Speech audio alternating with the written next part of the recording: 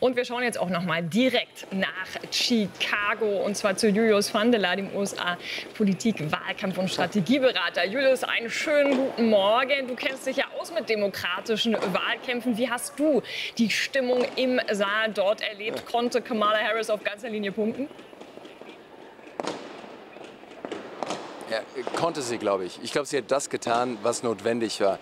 Wenn wir hier runterschauen, da unten werden gerade die ganzen Luftballons noch aufgeknallt, kann man fast sagen. So, schlussendlich, was passiert ist, Kamala Harris hat gut 40 Minuten gesprochen. Sie hat das getan, was getan werden musste, nämlich sie ist einmal sämtliche Politikfelder durchgegangen. Aber es hat sich mehr angefühlt wie eine Rede zur Lage der Nation, wo man eben alle Punkte einmal durcharbeitet, als dass es jetzt eben eine große emotionale Rede war. Nochmal, ich will daran erinnern, wer noch diese Woche alles gesprochen hat. Es war Barack Obama, es war Michelle Obama, es war Oprah Winfrey, und die hatten wirklich hier Gänsehautmomente. Auch gestern bei Tim Walz, dem designierten Vizepräsidenten, auch da hatten Leute wirklich Tränen in den Augen. Und ich war gestern, beziehungsweise hier vor ein paar Stunden, direkt mittendrin und hat eben auch geschaut, wie hat denn die Menge wirklich auch reagiert. Und da habe ich zumindest keine Tränen gesehen. Das bedeutet nicht, dass Tränen irgendwie das ausschlaggebende Element sind, aber eine wirklich emotionalisierende Rede, so war es aus meiner Sicht nicht.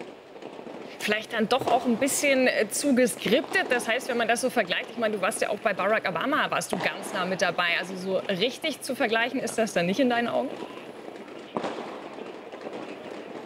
Nee, das war anders. Und jetzt muss man auch dazu sagen, Barack Obama ist wahrscheinlich ein Orator, der einmal alle 100 Jahre um die Ecke kommt. Insofern ist es auch hart, diesen Vergleich zu machen. Aber es geht auch um was anderes. Es waren nicht die Leute, die hier unbedingt im Saal drin waren, die Kamala Harris als allererstes ins Visier genommen hatte, die sie emotionalisieren wollte. Sie hat natürlich jetzt schon Richtung Wahlstrategie geschaut und geschaut, wen muss ich denn erreichen, um wirklich auch diese Wahl zu gewinnen.